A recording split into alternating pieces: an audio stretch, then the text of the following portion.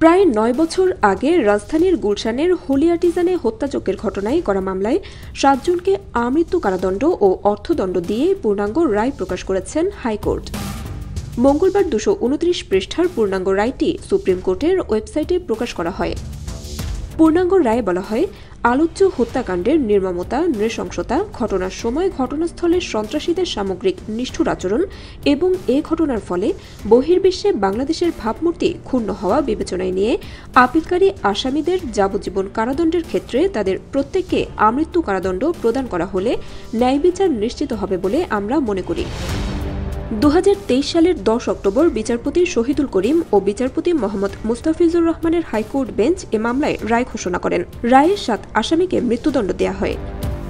আমৃত্যু কারাদণ্ডপ্রাপ্ত ৭ আসামিরা হলেন জাহাঙ্গীর হোসেন ওরফে রাজীব গান্ধী, আসলাম হোসেন ওরফে র্যাশ, আব্দুস সবুর খান, রাকিবুল হাসান রিগান, হাদিসুর রহমান, শরীফুল ইসলাম ওরফে খালেদ ও মামুনুর রশিদ।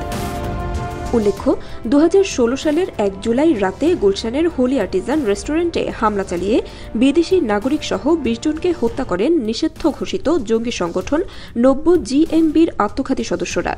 তাদের গুলিতে ২ পুলিশ কর্মকর্তা নিহত হন।